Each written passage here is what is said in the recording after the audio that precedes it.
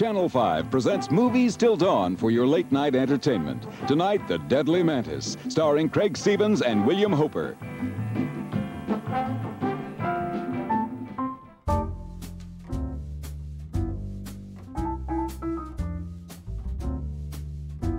Welcome to Movies Till Dawn, a new podcast that's a safe space for filmmakers to talk about the fascinating and exasperating and always unusual and never quite the same thing twice process of creating motion pictures. So welcome back, and you're about to hear a conversation that I had with the legendary writer-director John Sayles. Although he's beyond a writer-director, he's also an editor, and he's a producer, and he's an actor, and he's a playwright, and he's a novelist, and he's kind of an extreme inspiration to me and a lot of other people who learned about the ability that we could just go out and make independent film from John and the example he set in making The Return of the Secaucus 7, his 1980 movie, which kind of was his burst onto the scene moment. That was a really significant moment. Return of the Secaucus 7 was a movie that John wrote and directed using money that he had earned as a screenwriter for Roger Corman, writing movies with names like Alligator and Piranha.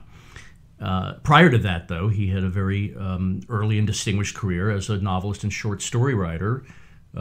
He wrote a wonderful book of short stories called The Anarchist Convention and a novel called Union Dues. And this led him to screenwriting, and he kind of immediately, I guess, realized that in order to do that job right, in order to have the control over his movies that he had over his fiction, he needed to direct them too. And, you know, there's a thing in filmmaking, a kind of an old adage, which is like you never spend your own money making a film. And John is an iconoclast. John doesn't do things the way other people do. And so he's been okay spending his own money making his art come alive, and that's what he did, as I said, with Return of the Secaucus 7. But what I remember most about that, I think I was a teenager when that movie came out, the story behind it was very exciting to people, because at that time, it's not that it was the first indie film ever made, but the idea that you did not have to ask permission to go become a filmmaker, that you could go out, bring your actor friends together, write something for them, go shoot it, get it released, all on your own dime. This was exciting stuff in the late 70s, early 80s, and as I said, John really became kind of an icon because of that.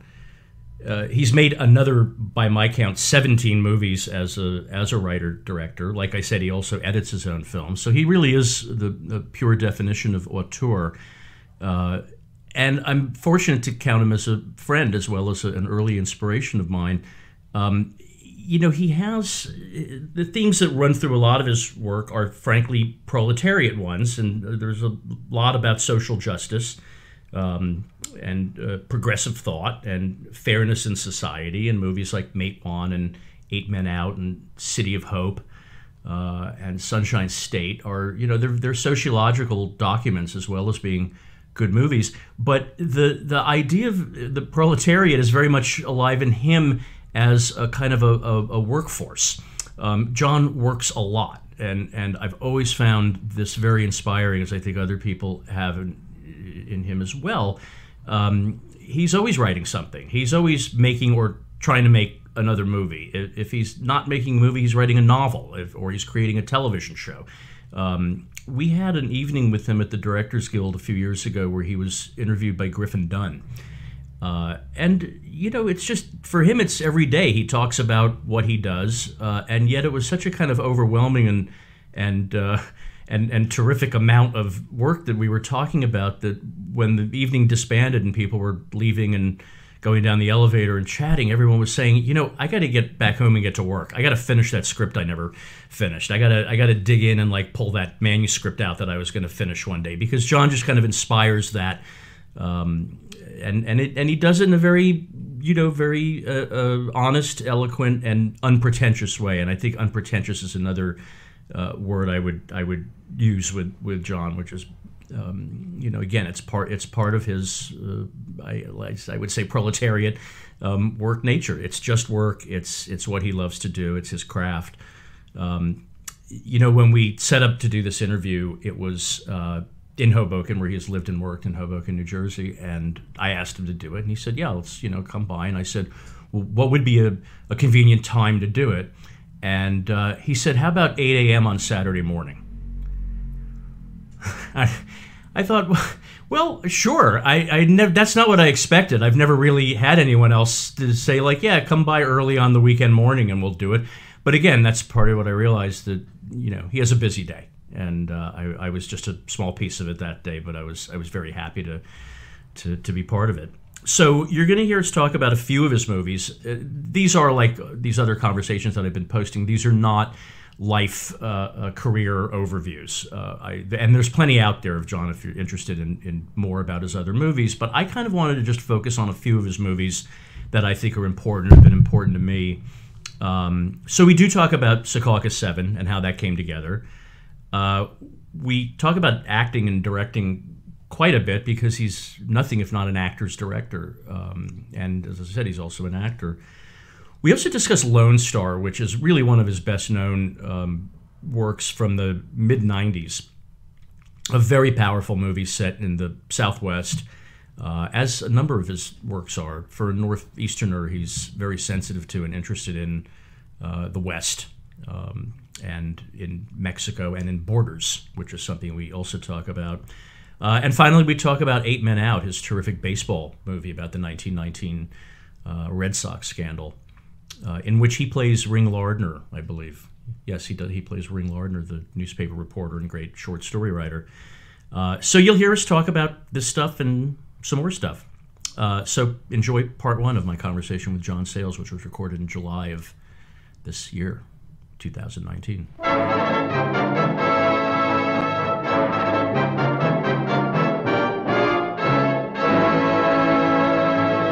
But so it's been, I guess, what, 5 years since you've made a film? I think so. Yeah. You know, I've had some writing jobs in between, and I've written a couple novels. And, right. You know, but yeah, it you know, most filmmakers, you start seeing longer and longer gaps. Oh yeah. You know? No, but what and it's not because you don't have projects. Right. So, but what I was going to say is, so are you actually now as a writer? Is your process now, what can I create to shoot? Yeah, as opposed to, you know, exactly. The downtime. What would I like to do? Yeah. So for instance, my first movie, Return of the Secaucus 7, I had written 3 creature features for Roger Corman. I think Writers Guild scale then was $10,000. And then I had sold a novel and a short story collection.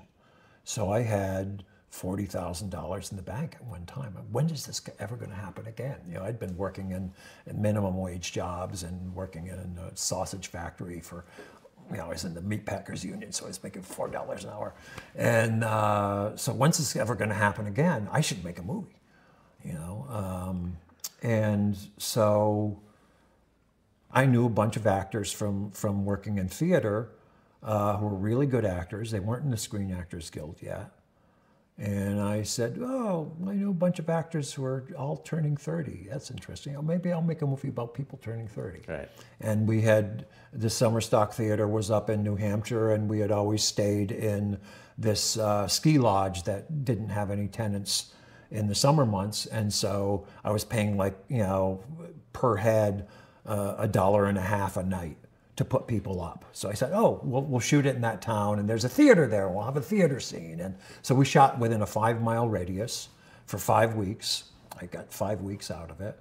The crew were people who had shot, you know, we had a 7-person crew. There's a picture in there of pretty much the whole crew and cast at this gorge. And, you know, it'll be contemporary, 3-day weekend reunion. No costume issues. We'll tell people, bring what you would wear for a 3-day weekend. Right. And everybody said, I threw those clothes out. I was so tired of wearing those same fucking clothes. And so it was the only time I really wrote something that could fit the budget rather than trying to find the money after I wrote something. I always have it in mind, you know, so I'll just say, could this not be a night scene? Or, you know, I'll go through, usually I go through with the production manager and the first AD, and we realize, oh, geez, for that one line, we have to, like, bring the actor back for a week, and we just can't move it. So why don't we give that line to somebody else? Right. You know, there's a lot of that goes on. Return of the Secaucus says seven. It created a kind of seismic shock, and I grew up around the Hollywood part of the business, and it was. Of course, it's not the first independent film, but it was the first one that sort of told everyone a story, which was, you can go do this. Yeah. You do not need permission. Or you don't have to develop it with a studio. You don't have to be John Cassavetes, right, who's already an actor and has all these actor buddies, you know, who are unknown people to do it. Were you surprised at how it was an inspirational moment for a lot of people who wanted to be filmmakers? Did you expect that? What was your expectation for that? We had no. I mean, the movie was shot in an almost square format, because I thought when I made it is, really, this is going to be like a calling card, because whenever I say to studios, well, you know, I'd eventually like to direct these things that I'm throwing at you as you know, spec scripts. And they say, well, what have you directed? You know, and I said, well, I've directed a lot of theater, you know, and that doesn't make an impression. So I said, well, this will be my calling card. It'll be a feature-length thing, and I'll be able to show it. And it might get on PBS. Right. So we shot it in something close to a TV format. And then when, of course, they said, can you blow this up to 35? You know, we had to chop a lot of top and bottom off to make it into, you know, a 35 format. So there's some really, really ugly, you know, compositions where you're right up to somebody's chin, or, you know, you're down in their forehead, and it was just what we had to do. We really, you know, there wasn't much you could do in those days to make it. And when we got a distributor, the deal was we didn't get an advance; they just paid for the blow up. Which was another $15,000-$20,000 or something, or $10,000, I think, at that time. So the out of pocket was like $30,000, but it was $40,000 to make the movie because we needed to blow it up. But it's going to be a real movie. It's going to have good actors in it. It's, you know, I didn't really know the crew. You know, my literary agent had played poker with one of them, the sound man, and so I didn't know what are we going to be capable of. You know, the first day I did a tracking shot where people got out of the car and went up to the box office of this little theater, and it took a long time. And I said, okay, no more tracking shots. Right. Luckily, the camera operator was a much better. I would have liked that movie to have been almost all handheld. And they shot commercials, and in those days there was no handheld in commercials, and so I just could not convince them that I wanted this thing to look a little bit more like a funky documentary, and so it's a lot more static than I would like it to be. But he turned out to be a really good handheld operator. So we did one volleyball scene and one basketball scene and one charade scene where he handheld. He was really good. Right. And I said, so you've done a lot of oh yeah, I used to do the football games at Dartmouth, and I used to work for Warren Miller, who did the skiing movies. Skiing, shooting through my legs, skiing in front of a guy, you know, doing these incredible moves behind me. So he was a great handheld operator, you know, and if I had known that at the beginning, I would have taken it off you know, we didn't even have a dolly on most shots, off the sticks. But we really didn't have much money. You know, we were in New Hampshire. We didn't want to overbuy 16 millimeter film stock, so we were ordering very close to what we were shooting. Were you shooting like short ends and stuff? Well, couldn't even buy short. You can't buy short ends in 16. Right. You know? Oh, 16, of course. Yeah. Yeah, you're right. Yeah. So basically, we would be a couple cans ahead of our shooting, and it came by bus. And the place where the bus stopped was 6,000 salad bowls, which is in the movie, and we'd get our cans. So I had this one bar scene where we had 26 hours to be in this bar. It was closed for one day a week, and I had 11 pages or 12 pages to shoot there, and it was a lot of stuff. And I was worried about running out of film stock. And so there's a scene where one of the characters is singing a folk song, and there's some cutaways and stuff like that. And I realized, it's going to really just scream no budget movie if we keep cutting back and it's the same. Besides being boring visually, if it's the same angle and every time we cut back to him singing this song. Right. But it's a song, you know, and I want to cover the whole thing and be able to cut back to him whenever during the song. So we actually had two camera bodies. Both the cinematographer and the operator owned Aries. And so I put one on a dolly and then the other on sticks. And I had 2 sticks. And I said, okay, you're on this angle and you're on this angle. And when I tap you with a stick on the leg once, it means you turn the camera off and you move in 3 feet. And then you know, who are on the sticks, you're going to zoom in, you know, a little bit. And then when I tap you twice, you start shooting again. And so basically, I had about a 4-second overlap. So I was live cutting with these guys, but every time we went back, it was a little bit closer. So you wound up with what, like a half a dozen? For a 3-minute song, I had 3 minutes and 20 seconds of film that I'd shot, and the actor did a perfect first take. And I said, "We're done," you know, and I still had, you know, another 6 minutes on the reel, you know. So that's, you know, that's what I came from. So that's not hard for me to do when I'm writing, because I know what this is going to cost. Oh shit, you know. And I've also been able to, like a couple times, both in Sunshine State and Gopher Sisters, and just look around the area, you know, while I'm writing it. Where am I going to shoot this? You know, oh, geez, during the Civil War, somebody built a fort here for me. And it's, you know, admission is free. And we talk to the people and they say, yeah, as long as you put a little, you know, disclaimer over the entrance, say, if you come in today, you might be in the background of a movie that's going to be shooting here. Hey, we've got free extras. Right. You know, and so I write it into the script. And I think that, like, for me, as stressful, and I always think, gee, I wish I had more time, and how come I keep having to work on the same, like, 4 to 5 week thing. But it is sort of addictive to figure out these solutions. And I'm not sure I would know what to do with another 5 weeks of work. I don't know how you feel about it. I don't like to work that slowly. Yeah. So there better be a reason why it's taking that long, you know? And if it's a technical reason, let's not have the actors show up for half the day. Right. And get our technical shit together, and then so we're not wasting their time. I hate to waste the crew's time. I hate to waste my time. I don't audition. I don't rehearse.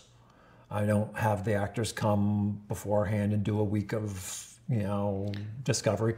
I want the shock of the new. Well, this is an interesting question. You know, writers who direct, you know, there's really kind of, I always think it's, you know, it's divided between the director trying to realize every word they wrote and trying to get everything in their head the way they wanted it, or how do I now progress what I wrote into something live? And it sounds to me like you're the latter, which I don't change lines very often, you know, and when I do, it's usually an actor says, you know, I don't know if my guy would say this, and we talk about it, and I hope that doesn't happen on the set. Occasionally happens, but usually it's before. Or I'm having a hard time saying this. The locution is hard, and I rephrase it for them. Or I'll just say to, like, an actor, okay, this is in my Spanish. You Puerto Ricanize it for me, you know, and give it some flavor. But I don't really change lines much. But I've had performances where, because the first couple takes, I just want to see what the actors come up with. I had a guy, Ronnie Lazaro, who's in Amigo, and he's the head of the Gorillas. And I had written in his bio, well, you were a seminary student like Jose Rizal, and you got, and those were among the first people who got politicized and started to say, we got to get rid of the Spanish, because the church was so awful there. And I didn't think about it much. And then one of the first things we shot with him was a battle scene, an ambush, and his hands are shaking as he's trying to load his gun. And I realize, oh, I get it. He's playing it as he's the brains of the outfit, but he's a seminary student. He's not a guerrilla. And I thought, is that going to work? And then I realized I've got Bembal Rocco, who's this great guy. He was in The Year of Living Dangerously. He was this veteran Filipino actor who totally looks like he knows what he's doing on one side of him.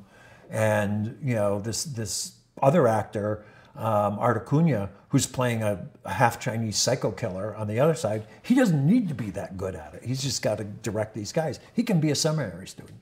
Totally not my concept Didn't change a line, but he totally changed. And and it just was even better than what I thought of. So you hope for that, even if you don't, rehearse and, get into a whole kind of, who am I this time with the actor? I want that to happen before we get to the set. But you want to be open to, oh, that's interesting. Let's keep pushing it in that direction. And then occasionally it'll be the dynamic between two actors. They start doing something with the lines that's more interesting. And it's like, okay, cool. How much have you ever directed an actor? How hands-on have you ever been? Quite a bit. And what's interesting, I did a movie called Casa de los Babies, and I had 6 or 7 really good actresses in it, and like after a day or two they said, so you're really going to direct this? And I said, yeah, I am the director. And they said, well, usually it's just, can we do another one? Or that was great, let's do another one.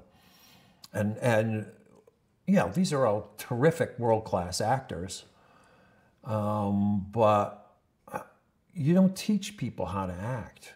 You direct their talents. So directing for me is, okay, give me another one, but this time you're feeling everything that I just saw, but you're not going to let that other motherfucker see it.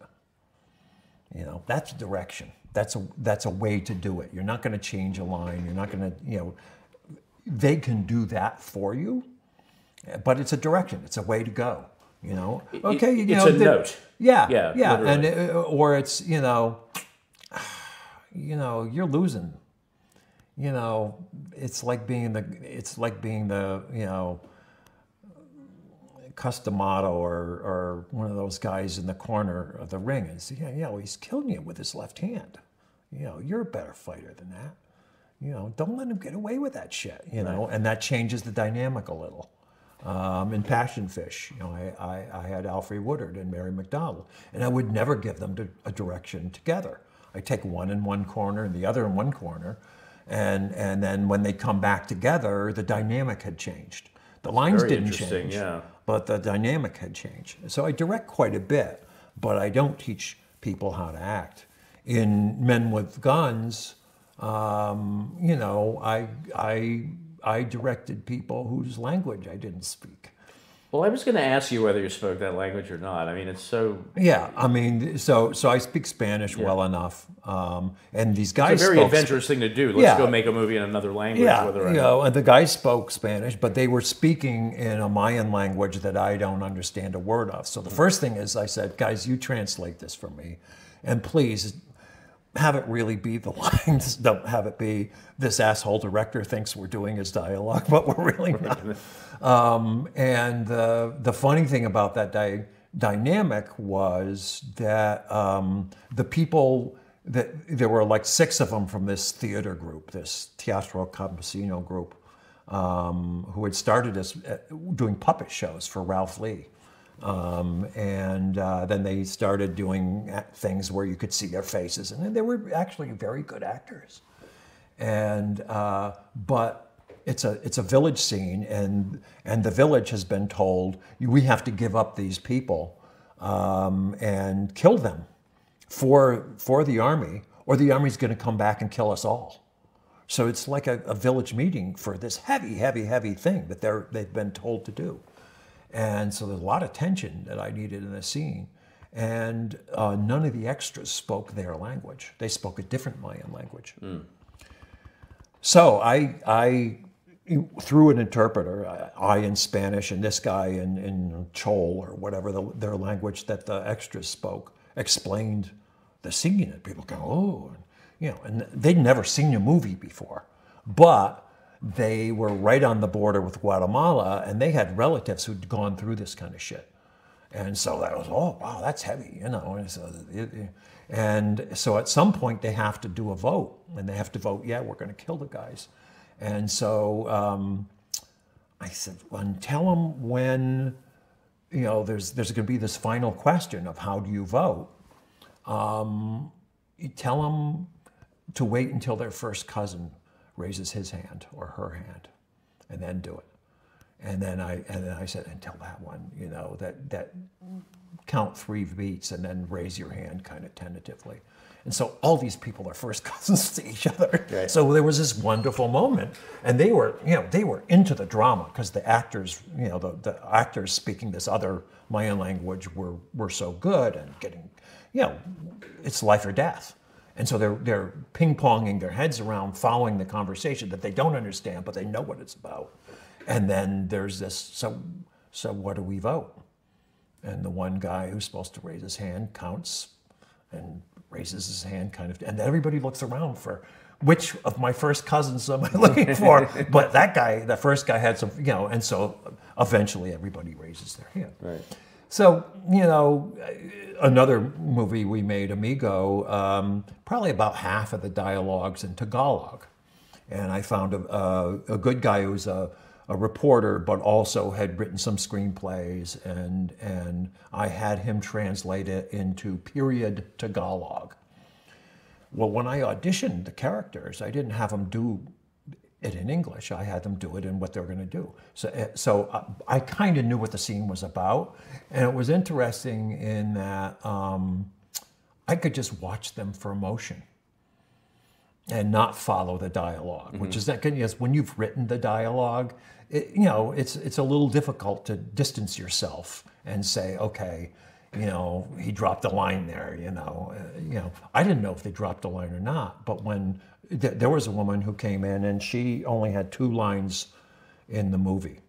Her daughter is killed in the movie.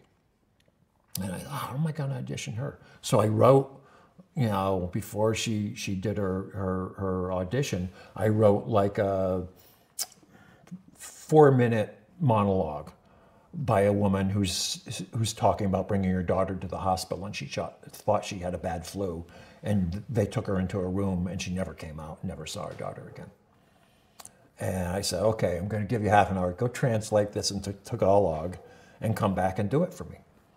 And she had me in tears, and I said, okay, I'm hiring her. So there's a nice, you were asking about directing actors. Sure. For me, the trick is, am I getting something emotional out of them? I'm trying. I cast them because they're good actors, not because I know exactly what they're going to do with the part. And so they may have an idea that I didn't have that I like, or they may have an idea that I didn't have that I don't like, and then I have to direct them back toward something I think that's going to work better. But then the other thing is, because I edit my own movies, and if you make an ambitious movie in 4 weeks, or 5 weeks even, you're not going to get to shoot that much footage. You had to be doing a lot of editing on the set. Right. So the other thing that I do, especially with experienced actors, is to say, I'm not sure how I want this scene to play yet. I'd like to, I'll know in the editing room, what version of this scene. So I'm going to ask you to bracket the performance. I did this with Joe Morton in Lone Star with this one scene where he's a colonel in the army and he's having a crisis of faith. He doesn't know he believes in the army anymore. And there's a scene he has with this young woman who's a private who's fucked up. And I said to Joe, there's 3 versions of this scene. There's one where you keep your shit together, but we understand that something is going on underneath it. There's another one where we see a few cracks, and even the private is going like, what's going on here? And then there's a third where it's like, oh my God, the psychiatrist is crazy. And she goes out there saying, whew, yeah. the commander is having a hard time. I thought I was fucked up. And I said to Joe, I'm doing 3 angles on this. Could you give me one of A, one of B, and one of C from each angle? And Joe's such a professional. They said, yeah, I can do that. It's one of my favorite of your films. And it's interesting you bring that up because it's a scene that you don't expect him to go there. You don't really expect him to ever crack, which of course is one of the things that I find so interesting about it is that the father-son dual stories are axiomatic. One is somebody who's trying to not ever reconnect with the father. Right. And, the other is someone who wants to disconnect Yeah, he from wants the his father father, to yeah. turn out to be an asshole. Yeah. And then he realizes life is more complex than that, and his father had his faults, but actually some of the stuff, people admired his father for a reason. You know, and that's the detective story in Lone Star. It's not, and that's what I was able to tell Chris Cooper in my directing of him, which was mostly with Chris because he's so good and he's so thorough as an actor. Was a lot of it was more, can you help me with this actor? Can you know, I'm over your shoulder here. We can get a little more out of him if you do this. And so sometimes he's acting in a way that he would never do facing the camera, helping me out. 40 years ago, under Sheriff Charlie Wade, Rio County was as corrupt as they came. That Sheriff Wade, he could get ugly. Then, Buddy Deed showed up. How about you lay that shield on this table and vanish? You're a dead man. They called him a legend. He was a unique individual. They called him a champion of justice. The day that man died, they broke the damn mold. His son is about to find out the truth. Follow me. I'm Sheriff Deed. Sheriff Deed is dead, honey. He's just Sheriff Junior. We found a body out by Fort McKenzie yesterday. You got any idea who might have put him there? A hell of a time to bring up old business. That badge. Didn't come out of a cereal box. Start digging holes in this county, no telling what will come up. You two saw it, didn't you? I'm gonna find out one way or the other. I just think people in town ought to know the full story on Buddy Deeds. That makes two of us. Castle Rock Entertainment presents the new film from acclaimed director John Sayles. Gotta be careful when you go poking. Who knows where you'll find it. Lone Star. There's real borders and then there's symbolic borders. And what a border is, and so that, you know, Lone Star is literally about a border that's enforced sometimes. But there's what is it that we allow to separate us? Is it race? Is it class? Is it age? Is it sex? And when we enforce that, what are we doing? We're saying, this is us, that's you. You know, and what was interesting shooting in Eagle Pass, Texas, in Lone Star, is that everybody in Eagle Pass spoke Spanish, and they were Mexican American, you know. And everybody in Piedras Negras spoke Spanish, and they were Mexican. Mm-hmm. And even they said, oh, you know, I went to visit my cousin. They do some weird things down there. You know, so even they, you know, where it was a pretty amorphous border at that time, you paid literally a dime and walked over the bridge, and you know, and you could go shopping at the Walmart or whatever, and then walk back across to Mexico, or do the other thing and go get a, you know, margarita, you know, one of the nice restaurants down there. Even they felt like there was some difference, you know, and they were primos, they were related to each other in many cases. So I've always been interested in that thing. But then there's the symbolic border, which is like Harlem is a symbol. It's not just a place. It's like Hollywood. You know, as people always, oh, you're from Hollywood. And you know, I go out there and take meetings and stuff like that. And I lived in Santa Barbara but I never lived in Hollywood. So when we go on location, oh, Hollywood is coming to West Virginia. Hollywood had nothing to do with us. Right. Unfortunately, we would like their money with who's just arrived in your town.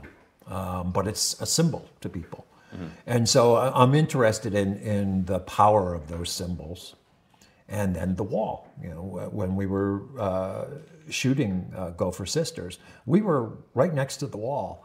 And we could see they were called the INS then, you know, the Border Patrol cars come and watch us for a while. Oh, they're shooting a movie, you know, because we were, you know, we looked like we were about to hop over. And, you know, they never came and talked to us. But I remember when we were shooting Lone Star, I would run along the highway in the morning, and I was stopped twice by the Border Patrol guys and said, let me look at your feet. And they wanted to see my footprint of my sneaker, because every morning they had a machine that smoothed out the dirt along the side of the highway, and they went and looked. and they wanted to know if, the joggers, because, oh yeah, that's just somebody who usually jogs around here instead of a wetback, a mojave.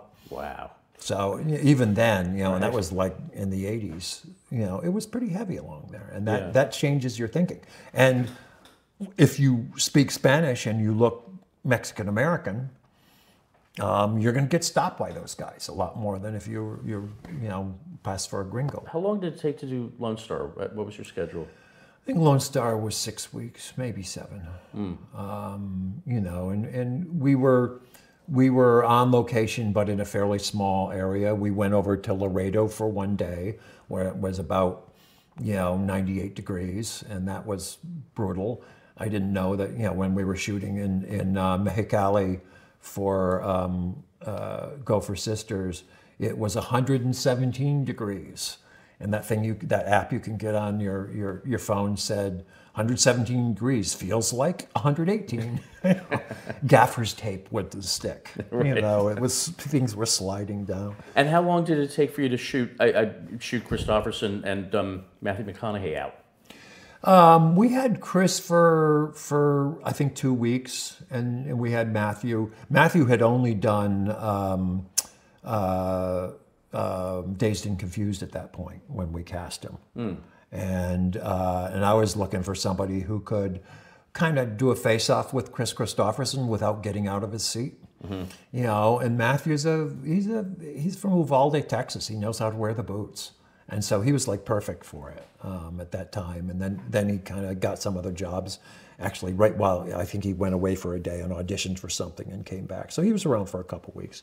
But, we do shoot efficiently. So usually actors don't have more than a day off if they come for a week. Right. And very often they don't have any days off when we come for a week. I think it may be a testament to your script that Lone Star has always felt to me like it must have been a novel that you adapted, that you wrote, but it doesn't appear to have been. It's so layered. There's so much going on in it, and so it feels epic-ish. Yeah, well, I am a novelist. Yeah. And my MO as a novelist has always been kind of a mosaic approach. So I have multiple characters. We often get a whole chapter from their point of view, or more than one chapter from their point of view, and then they may appear in somebody else's point of view later on, and so you learn a little bit more about them from the outside. I write a bio for every character. So if you've got 2 lines in the movie, you probably get a quarter of a page or a half of a page bio. If you've got a big part, you might get, and some of them are just informational. It's like, oh, you've been married for 6 years. It's a pretty good relationship, or you've always been nervous about. On my first movie, I wrote bios for the characters in Secaucus 7, and one of the actors came to me and said, "How did you know that I've always felt like everybody's second best friend?" I said, "This is not about you. This is the character." He said, "Well, you got it." So there is more there. I know more about the story, and the actors know more about who they are.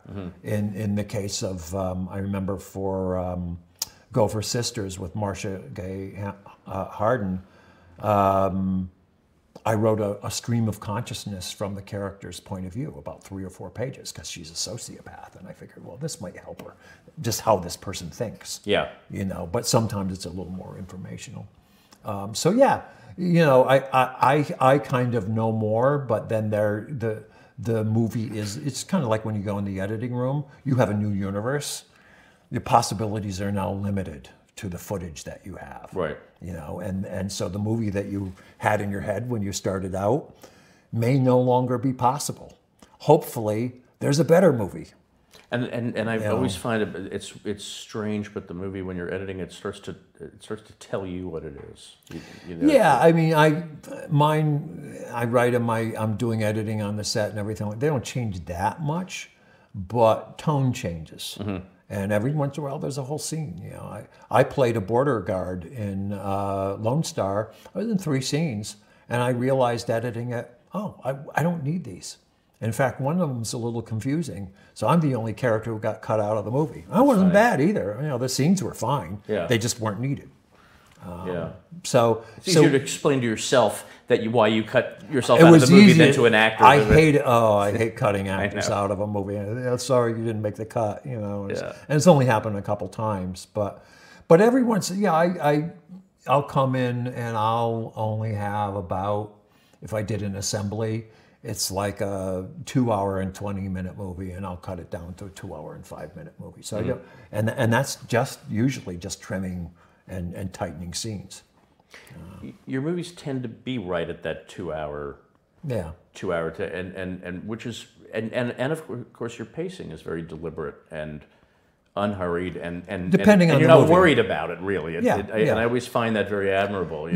I basically feel like one of the things that we're all dealing with in TV as well as movies is you remember when Comedy Central started, they had a show called Short Attention Span Theater. Yeah. Well, that's life now for anybody who's working in movies or television.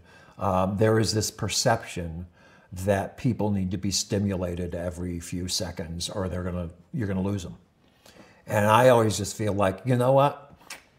The first 10 minutes, I'm telling the audience, this is what you're in for, folks. If you can't hack this 10 minutes, you're not going to like the rest of the movie. Right. And usually if we get them in the first 10 minutes, even if it's not the kind of thing they usually watch, we got them for the whole movie. Mm-hmm. But I'm not going to, jump the pace and just start, begging for attention. Yeah, begging for attention early on, unless it's that kind of movie where you Lone Star starts with a dead body.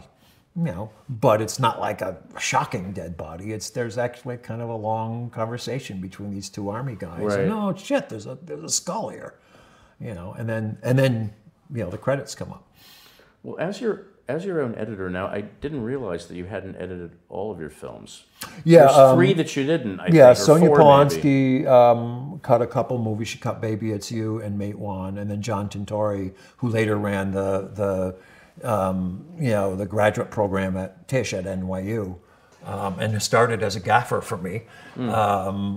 He cut and knew baseball. He cut 8 Men Out. Regardless of the verdict of juries, no player who throws a ball game, no player who undertakes or promises to throw a game, no player who sits in conference with a bunch of crooked players and gamblers where the ways and means of throwing a ball game are discussed, and does not promptly tell his club about it, will ever play professional baseball again.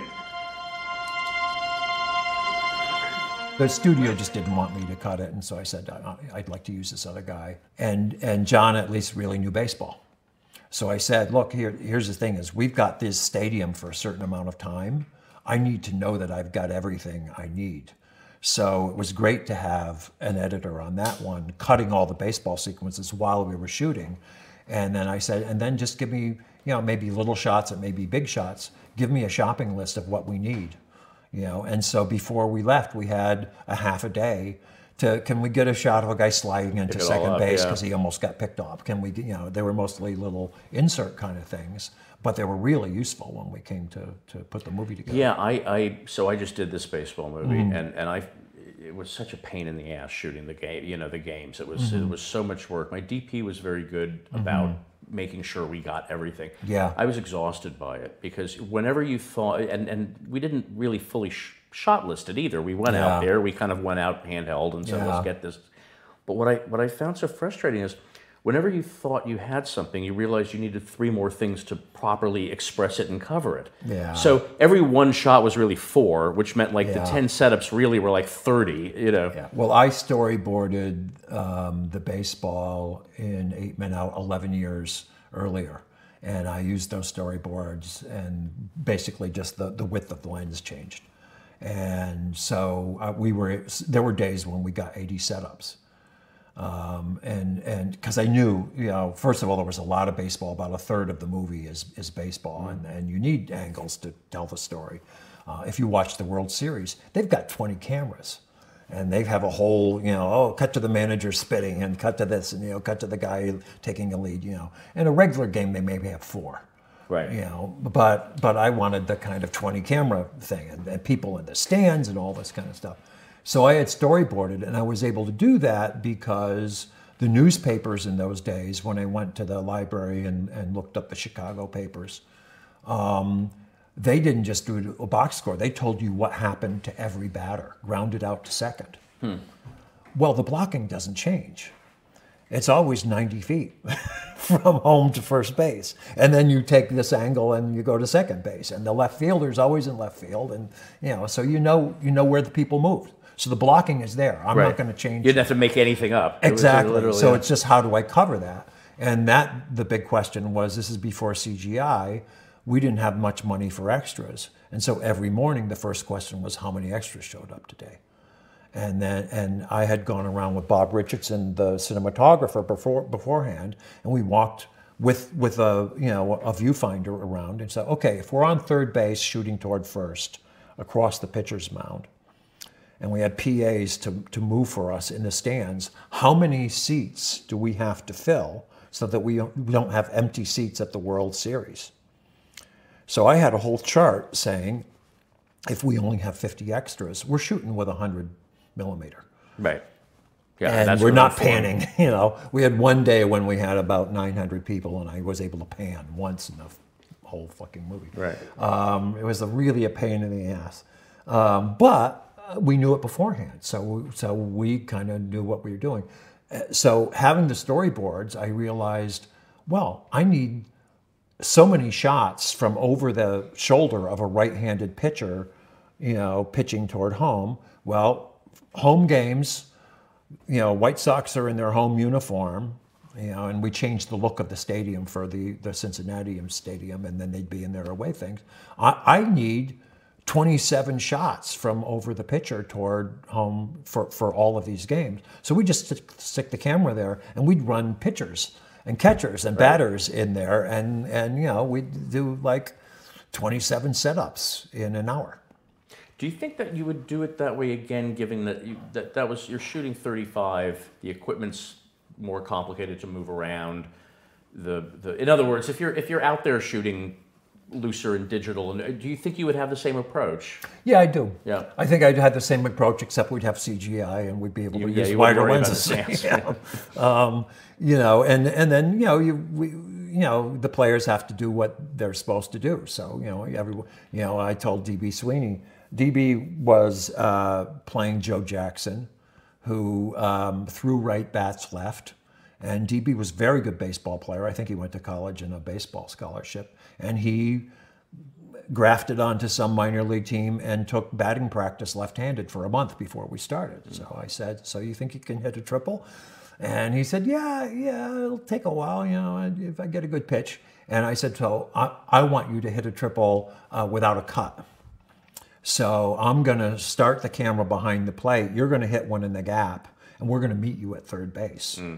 And then I said to the outfielders, don't kill yourself on this one. Don't really, you know, just kind of short-legged a little bit. And he hit a real triple, and it didn't take very long. It was maybe the 13th pitch or something. He, you know, I said, don't run them all out, you know, and he hit one in the gap, and we met him at third, and it's a great shot. Yeah. So I had some of those things, so it wasn't all just one angle kind of cutaway shots.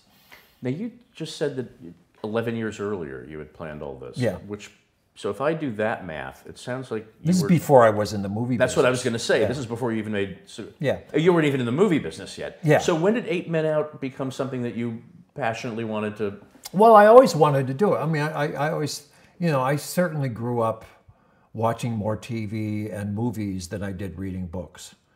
But I liked reading, you know, fiction books. But when I started, you know, I didn't know anybody in the movie business. I didn't know how to get in the movie business. I'd never picked up a camera.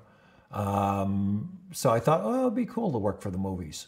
But I can write, and I don't have to raise money to do it, and I don't have to hire a cinematographer to write. So I started sending short stories out, and eventually one short story led to people saying, so, you know, this is a long short story. It's too long for a magazine. Could you make that into a book? And that became my first novel. And then when I was acting in Summer Stock and directing in summer stock when my second novel was ready to get sold. And I had not met the guy who was my literary agent at the time, and he just said over the phone, "Oh, our agency has a deal with the Ziegler agency in LA, so this novel is going to be, also being represented as a movie property." And I said, "I don't think he's going to want to make a movie. It's a good book, but I don't think there's a movie there. But can I have the phone number and address of it's a movie agency?" So I got in touch with the Ziegler agency, and I get a call from Everett Ziegler, who's the head of the agency, and he said, send something. So I sent the script that I had already written for 8 Men Out. I didn't own the rights or anything like that. I just had adapted it for practice, but also as a sample of my writing. And he said, "Geez, you did a great job on that thing, but you're never going to make that fucking movie. There's a curse on it." I was Elliot Azanoff, the guy who wrote the book it's based on. Right. I was his literary agent 25 years ago. And people have been trying to make this movie for 25 years, and somebody's going to sue them. So yours was not the first script ever done? No. Yeah. But he said, "Yeah, come on out here and we'll see what we can do for you." And then I got Piranha and got started. So it was one of the first scripts I had written. But you couldn't make it for $40,000, which is what I made my first feature for. I had written it. It was just sitting there, something I'll make someday. I always say I had a 3x5 card with my dream cast. So I started with Martin Sheen at third base and ended up with Charlie Sheen in center field. It took that long. I was going to play a ball player, not one of the big characters, but by the time I made it, I was too old, so I played Ring Lardner. You played Ring Lardner, yeah. Which was fine. But you got to say, "I'm forever blowing ball games." Yes, the line, the classic, yeah.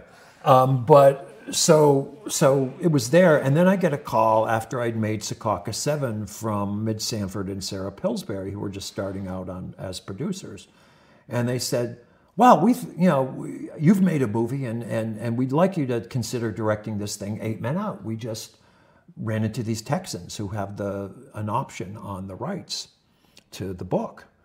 And I said, "Oh, that sounds good. I have actually written a screenplay." They had no idea you would. No. Oh, interesting. And I sent them the screenplay and said, "Oh, this is good. Let's, And they were new at the business, so they thought, "Geez, we have a guy who's directed one movie. We'll get the money right away." Right. And so for years we went around with it. Eventually, Orion, who made it, they turned it down twice. And they eventually said yes because of the casting, that there were all these young white male actors they wanted to work with, and they were on my list as well. So it was something that, we just kept trying. We just kept throwing it against the wall, and if studio heads would change, we'd go back to the studio and run it by them. Right. What's the longest it's taken you to get one of your projects made? That's 11 years. So that's 11 years. That's the longest, and I'm 68 now, so I hope I don't have another one that takes that long. I had written Leanna before I had written Return of the Secaucus 7 and 8 Men Out, so that took a while.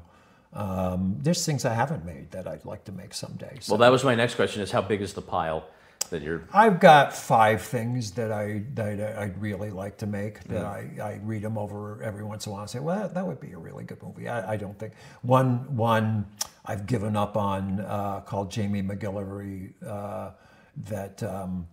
It starts at the Battle of Culloden and ends at the Battle of Quebec, and nobody's going to give me that kind of money. I mean, I don't think anybody's going to be money. We can't raise $2 million for a movie right now. So right. I'm starting to try to think about what could I make for under $1 million, and maybe make that much as a screenwriter and pull something off. But that would be like an epic, and so I'm writing it as a novel now. It's certainly expanding as a novel. Actually, my last novel, I've got one in between that's about to come out, but A Moment in the Sun started as a screenplay that was about the Philippine-American War, and we just realized we'll never get the dough to make that, and so I expanded it into a 1,000-page novel. But you did get the dough, and Amigo it's an epic. I mean, you you made a very big film with that. It's about $1 million and a quarter, and we didn't get it. It was all the money I had ever made screenwriting up to that point, but in the Philippines, in Mexico, it's probably about 2/3 to a half of what it would cost for the same movie in the States, and they have very good crews. So I've shot in Mexico 2 or 3 times, whole movies down there. In the Philippines, it's about 1/3. And they've got real film crews and wonderful actors and stuff like that. So we made an army movie. Yes, it's only one little, it's not even a company of guys. It's really a squad who take over this town for about $1 million and a quarter. Really? With all Filipino crew and cast and wonderful people to work with. It's a beautiful film, and it's. Well, one of the things I think is so interesting is the dual language. For years there was this convention that in an American film about any foreign country, everyone speaks English. Hey, I think those days are gone now, but I worked with Rita Moreno, and she said, "This is the first time I've gotten to speak Spanish in a movie. Usually it's, why did your people take our gold?" And she does that very well, but it's not the way she speaks. Right. And then we had to because she's Puerto Rican, I had to say, we're not saying what country this is. So she and the 2 Mexican guys, Pedro Almendarez Jr. and this other really nice actor got together, and they decided they would speak like Colombians, because that's a very clean kind of Spanish and very kind of formal. But yeah, one of my ideas is, look, I want to get into people's heads here. I don't want to use that convention that they're going to speak English with an accent. But the advantage you're going to have as the audience is it's going to be like being up on a hill and watching 2 trains that are on the same track, coming toward each other. And oh my God, they don't know that they're going to have this terrible crash. And I know people on both of those trains that are going to get smashed. So you get to spend time with the Filipino people in their language and really know what's going on with them and get the emotion of their language, and then English, but they can't understand each other.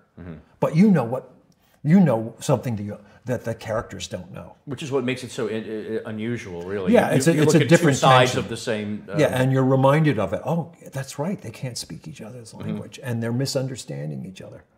In fact, the only other war film I know that does that, and it's really 2 films, is the Clint Eastwood Flags of Our Fathers, and his point of view.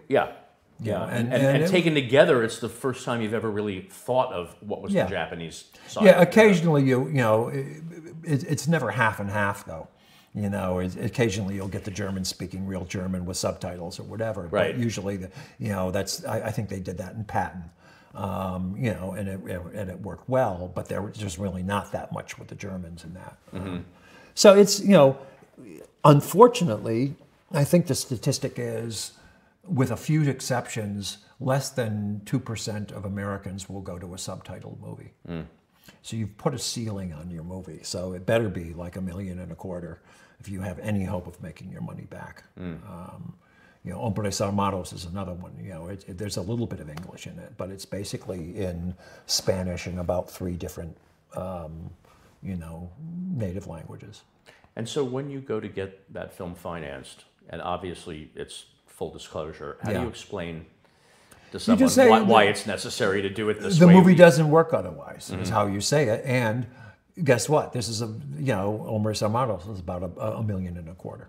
And we just got lucky, and we got a couple investors who wanted to get their toes wet in the world of movies, and then went on to bigger and better things. And I put a little of my own money that I had, lying around. It doesn't lie. Well, you've never been shy about paying for your own work, which is so admirable. And yeah, well, it's lucky that I have a good bread job. John Cassavetes did the same thing. Mel Gibson has done it.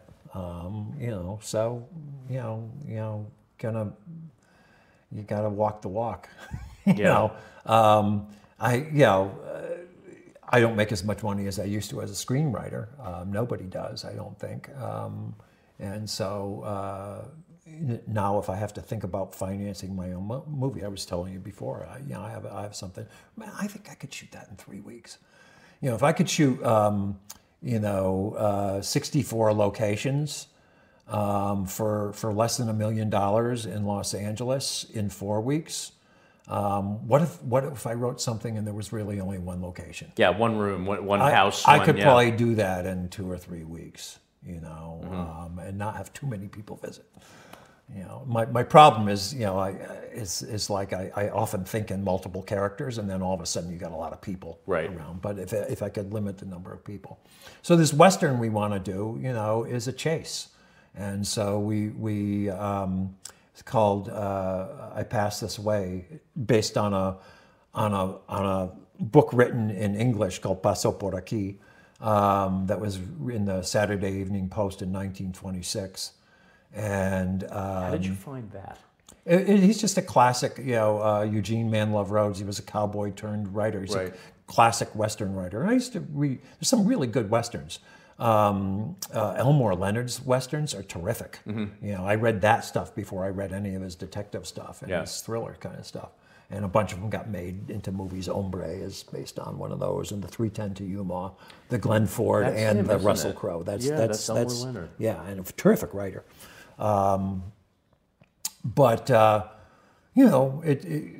We could make it for 5.5 in New Mexico, and we were 2 weeks from shooting, and they shut the government down, and a third of our locations were on federal land, and so they wouldn't even answer our calls. What a heartbreaker. And our financing fell apart. And then we scouted it in Mexico because we realized we're not going to be able to get that much money back together. And we could make it for about 4.5. And probably get about $1 million of that back from VAT and stuff like that in Mexico. But we still haven't been able to raise that. But it's a chase, and so it can't happen in one place. Right. And you got to feed the horses. They cost money.